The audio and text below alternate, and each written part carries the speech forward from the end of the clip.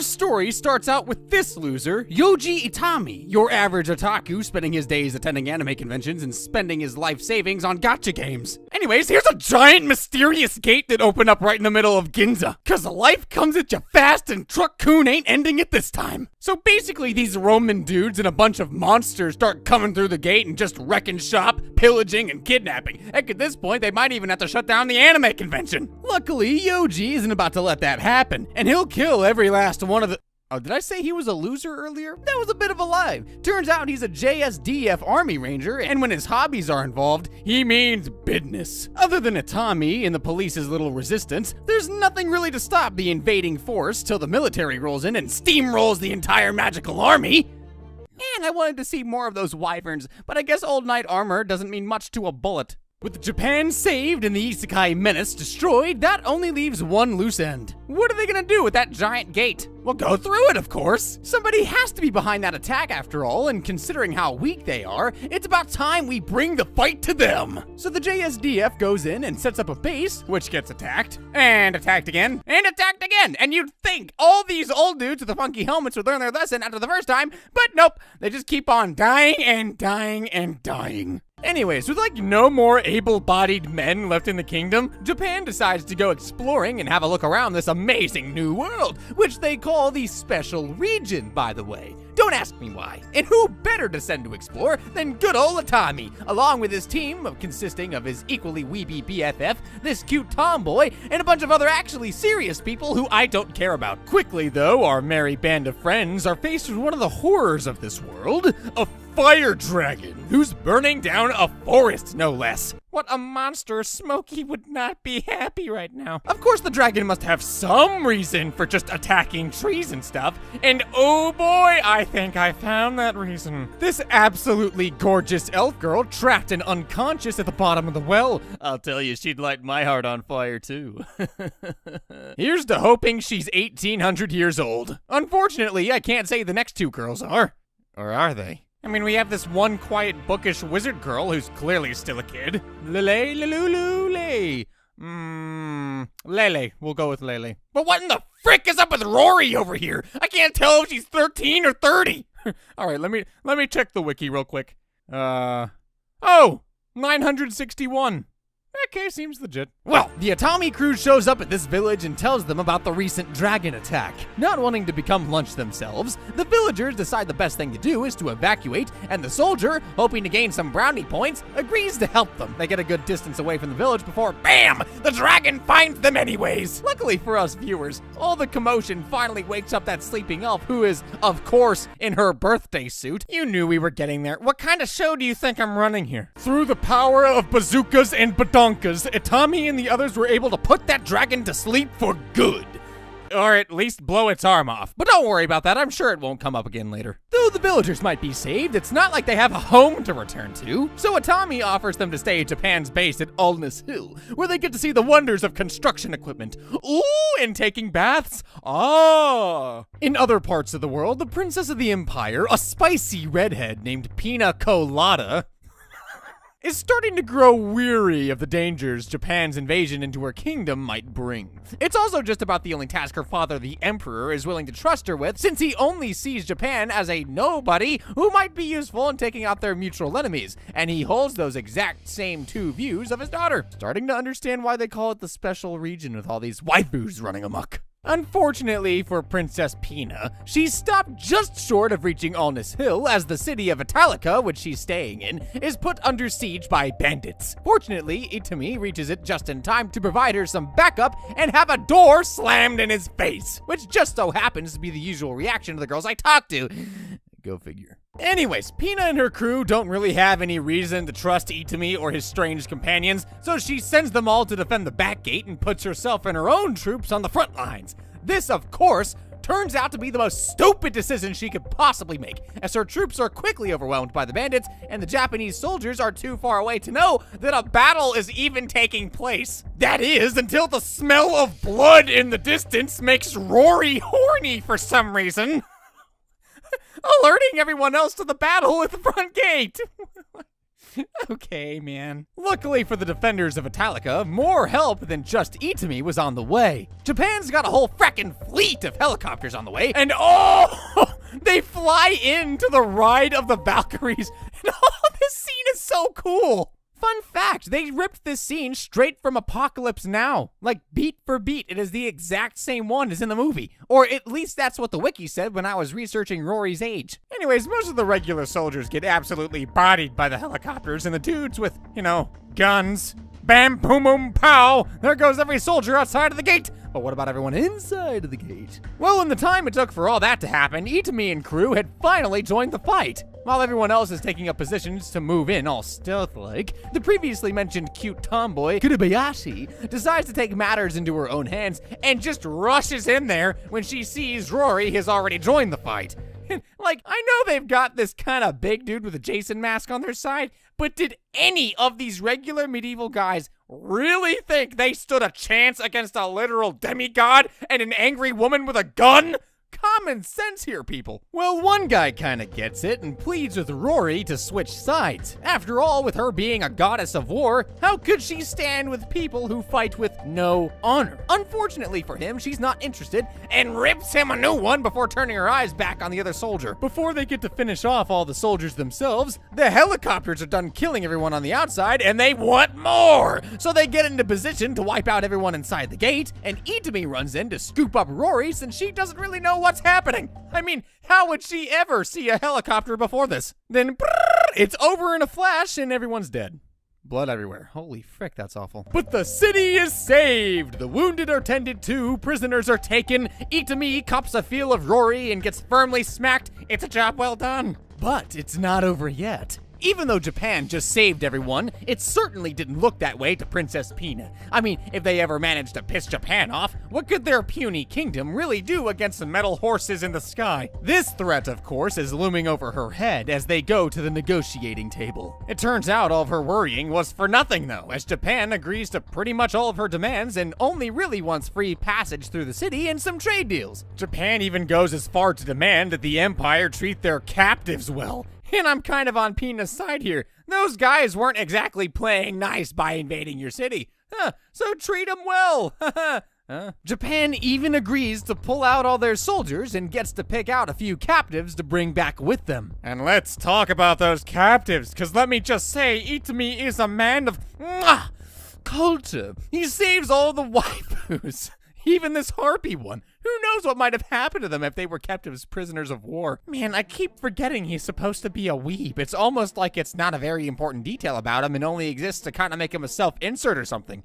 With the episode wrapping up, Lele and Tuka, the elf girl, go off to do some trade. Itami and the soldiers wrap up their business, and everybody is just about ready to head home to Aldous. But of course, nothing can ever go to plan, and the Humvee caravan has stopped not long after they leave the city. And oh, hello, drill hair. It turns out that the backup Princess Pina had called for earlier had finally arrived, and they didn't exactly know who Itami and the gang were, or that they had just saved their princess and city. Now, even if these night girls are being pretty aggro, it's not like the soldiers can exactly start shooting at them. I mean, they just signed a peace treaty with the city, and it wouldn't be a good look if they screwed it up. So Itami gets out and tries to negotiate with them, only to have a sword shoved in his face. Fearing a fight, he signals everybody to leave, and with a heavy heart, all the cars pull away. What? I'm just kidding. They leave him in the dust. With the mean laddies. Oh, yeah, something tells me he's gonna have a bit more than just a black eye after this one. And a black eye he has. Luckily for him, he gets to be taken care of by a bunch of monster girl mates, a combination I always knew I needed. Meanwhile, as he lays in bed, his friends are making plans to rescue him from what must be his certain doom. Oh yeah, that drill-haired girl from earlier, Bozes, is getting chewed out by Pina, who tells her to make things right with Itami. She's gonna have to offer him her body. Oh, no. Yes! They bust into Itami's room, ready for a fight, only to discover that Itami's actually having the time of his life, laying in bed, being fed by bodacious babes. dreams. With that crisis averted, everybody just kinda gets along and hangs out. Itami's BFF even tries to slide in the cat girl's DMs. Bozes, on the other hand, is not having such a good time waiting outside the room, making sure her body is ready. With a heavy heart, she enters, only to discover that instead of sexy times lying behind that door, all there is are good times with friends. Ah, I wish I had those. Oh yeah, she slaps Itami again. With Itami rescued, the Japanese soldiers decide it's time to leave and return home to give the reports. This, of course, terrifies Pina, who's afraid her soldiers' misconduct might jeopardize their peace treaty. So to protect the land, her and Bozes insist on coming with them, in hopes of talking Japan out of all the bloodshed. So they get on their merry way and go to Pina's. Surprise! They make it to Allness really quickly due to this nifty thing called a car. They also get a little science lesson along the way from the wizard girl and find out how guns work. The more you know. A lot of chit chat later, and Itami's team has to head back through the gate to Japan to testify before their government. Oh yeah, and all the girls are coming too, because anime. So everyone heads through the gate where they're greeted by this creepazoid, Komakato, whose mouth moves like one of those creepy movie dolls. His job is to protect everybody while they're in Tokyo, but I don't know, with those looks, you ain't protecting much. I don't know, man. I wouldn't go near him. You're right. His creepiness jacks people away. Poorly phrased, but yeah, sure, we'll go with that. Before everybody gets into all the serious stuff, they decide to go sightseeing and check off some errands on their list. Get the hot elf girl a secretary outfit? Check. Eat a raw egg? Check. Drop off the princess and her knight at a discreet location? Check. Alright, now the conference can start. A raw egg? This lady here is angry because the JSDF couldn't save everyone from the dragon from earlier. But like, that's not really their fault because it's, you know, a dragon? And this random guy here says about as much. That lady is just not having a good day. Lele doesn't blame the JSDF for anything. Tuka doesn't do anything but go viral online. And Rory calls her a baka? In fact, Rory just chooses her a new one. After all, how dare she blame the JSDF for not helping while she was just chilling at her comfy desk job after leaving the diet building. Maybe you should go on a diet. Who was that addressed to? It's clear something's up after Komakato gets cut off in traffic, blocking him from following the bus with everyone on it. With danger in the air, Itami and the girls decide to abandon the bus in favor of hopping on the train to escape their pursuers. Rory doesn't like the subways very much, by the way, since her ex from like 200 years ago was the goddess of the underworld, so underground stuff just doesn't fly with her. Speaking of exes, meet Risa. She's Itami's ex-wife, and we're stealing her house to hide in. Also, she draws hentai, a real woman of culture over here. She might even be spreading that culture to Pina and Bozes, who discover a newfound love of yaoi from her books. No, I'm not kidding. In search of new smut, Pina and Bozes head to the library and everyone else goes shopping. Everybody but Itami, that is. He meets up with his old pal, the defense minister, who turns out has been orchestrating their little detour from the start to keep any interested parties off their trail. And the last stop on said detour is the hot springs. Like I said, I'm more of a beach episode guy, but to each their own. And quite the hot springs episode it is, too, as it's shaping up to be a war zone just outside those thin walls. Also, those Fate references are on point, if you know, you know. Speaking of references, is that Donald Trump in my anime? Things are starting to heat up outside, and Rory, sensing blood in the air, starts to go into the heat. It's either those soldiers' heads or Itami's head, and Itami, being the honorable baka that he is, chooses the former as Rory leaps from the balcony and wipes out most of the enemy troops on her own. Now, though, they've got to run away, so they commandeer a van from one of the foreign soldier guys and start making their way back to Ginza so they can reach the gate. But how to get through unnoticed? Twitter, of course! People were so excited to see the Special Region Waifus unit that with a bit of advertising, they showed up in mass to see them off, making it frackin' impossible to kidnap them with so many people around. And after giving some flowers to the deceased from the attack earlier, everybody is finally able to return home. With that arc out of the way, we have some elf plot to examine. No, not like that. Tğɪᴄ has yet to accept that her father died in the claws of the dragon that day, and spends every day wandering the camp looking for him. On the flip side of that, another elf has just wandered into the bar, one of the dark variety, and she's not happy. She thinks Rory is a child and is pretty upset that alcohol is being served to a minor. This, of course, pisses Rory off since she hates to be seen as a kid, and because dark elves are followers of Harpy, that ex I mentioned earlier. But Rory, being the mischievous imp she is, plays along and pretends to be Itame's innocent victim till he gets run out of the bar by the dark elf. But why is she actually here, though? Well, to kill the flame of the dragon, of course. She came to Alnus in hopes of finding the men in green, and she has quite the reward for whoever can help her kill it.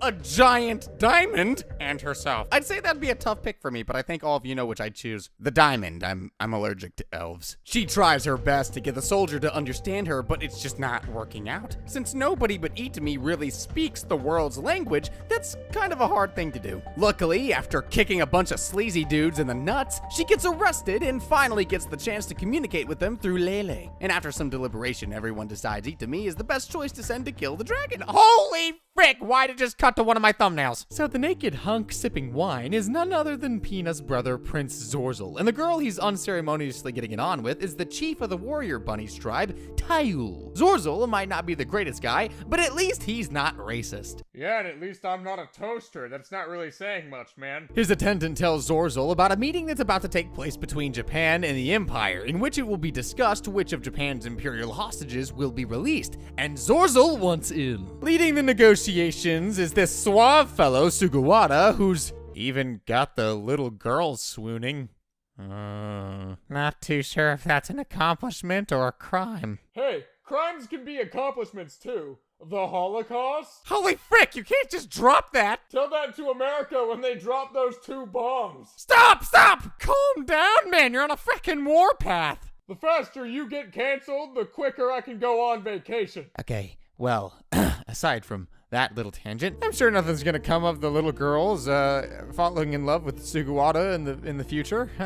That doesn't sound like an important plot point. Him and Itame managed to scare the absolute bejesus out of the senators by showing them guns and mortars, and pretty much everybody with a brain is eager to make a peace deal with Japan. Only problem with that is Japan wants a small loan of 500 million gold coins in return, and that's not exactly the smallest sum of money. Speaking of everybody with a brain, the only person without one, Zorzel, shows up and is told by his sister that there's totally no secret meeting going on here, and he totally believes it, grabs some lunch and goes home, which may seem like a dumb idea, but maybe it was all according to plan. In another corner of the empire, the JSDF medic Kurakawa is setting up a clinic in the slums for demi-humans, with her most prolific customer being a prostitute looking for the pill. Actually, a lot of prostitutes show up, and this one, who can sense volcanoes or something, don't ask, seems a little freaked out. Probably for good reason, because just then an earthquake hits. Most of the fantasy world people are pretty freaked out, but the Japanese are alright, seeing as they're from, like, earthquakes the country. Zorzel also seems to know what's going on. I wonder how. Well, turns out he captured a Japanese girl as a slave while he was on the other side of the gate, and oops, all his soldiers are dead now, and oops, his face is gone. Oh no, the Senate's gone.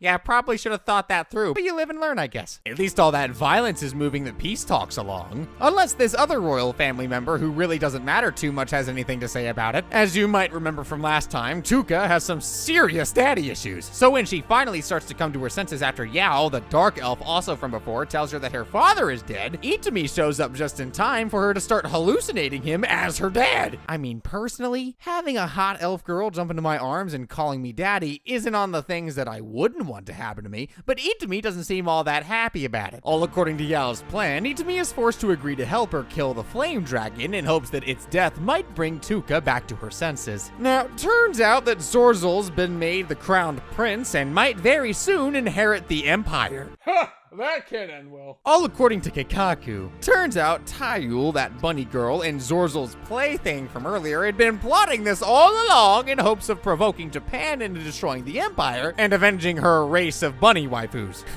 Very admirable. Speaking of admirable goals, Itame is trying to help Tğɪᴄ cope with the loss of her father by pretending to be him. She is hallucinating him as her dad after all, but frick, what? What kind of relationship did she have with her dad? She's going on dates with him and clinging to him and feeding him cake. I mean, I know I talk some big game when it comes to incest, but this is taking things a little too far. Not that I mind. Any Hoosers, as part of Taiyul's dastardly manipulations to make Japan and the Empire go bye-bye, to war, she sends a letter to a warrior bunny living in Alness Hill telling her that she needs to assassinate the Japanese slave that was rescued earlier. Things don't go very well for her though, because as always in this show, guns! Itami and the crew are on their way to kill the flame dragon, but decide to make a pit stop to, oh, never mind, the dragon came to them! Not even enough time for witty dialogue. Like, I could have talked about how the dark elves are all dressing like strippers, or how Tūga still can't tell that Itami isn't her father, even though he's wearing a military uniform and holding a gun, but go ahead, skip the details, do my job for me, why don't you? Whee! So Itami receives some help in the form of the best warriors from Yao's village. He even trains them how to use rocket launchers. Man, I can't wait to reuse that joke in a minute. At least I hope I'll be able to. Itami's gonna try and blow up the flame dragon with a C4. Wait, no! Here's my chance! They kill the flame dragons with bazooka! Never mind. None of the Dark Elves paid attention in RPG class, I guess, so they just end up killing each other. And most of them were flat anyway, so I couldn't even use the bazookas part. Man, this show's really forcing me to actually be creative. Okay, well, the Dark Elves might have been useless, but Lele definitely isn't. She picks up some wacky sword magic and Altair from recreators the swords of all the Flame Dragon's former victims right back at it, injuring it, kind of. Realizing her father's death and that all her friends are in danger, Tūga uses her nature magic to straight bring down a lightning bolt right on the Flame Dragon. This sets off the C4, which sets off the Flame Dragon, which sets off Jizzle, who's been beating up Rory this whole time while everybody else has been fighting the Flame Dragon. Turns out Jizzle is here because her god Hardy is that crazy ex of Rory's I mentioned last episode that wants to marry her, and Jizzle was the one who woke up the Flame Dragon in the first place, so it would have kids for her to make her servants. Had kids. They're dead now. With the Flame Dragon dead, on top of all the other crazy frackin' shenanigans Itami's done, our wish fulfillment protagonist receives honors from all around the kingdom for his work, even though the Japanese government isn't exactly stoked about his antics. Because of that, they decide to send him off to go explore random parts of the special region in order to advance world building and the plot. First stop, Rondell, the wizard city. Lele wants to stop there so she can present her magical research to her university in hopes of becoming a master mage, much to the anger of her older sister. One jump cut later, we're back to Sugawara, who is really trying hard to get that lolly girl to stop having a crush on him. After all, 1 foot back in wee-oo, FBI, open up! By the way, her name is Sherry. Seems a little too smart for her age, though. I'm sure that's just a coincidence. Much to Zorzel's anger, the peace talks carry on as normal. And by normal, I mean Japan fucking airdropped the dragon head right onto the castle gates! Everyone is obviously shocked by this, especially the Emperor, who, after finding out Lele, a human subject of the Empire, was involved, sent out a party to find and congratulate her. And then he got poisoned by Bunny Girl's creepy lizard man servant and passed out. Thule finally got her way, though, as Zorzel took power as crowned prince and officially declared war on Japan and put all those pro-peace representatives on house arrest.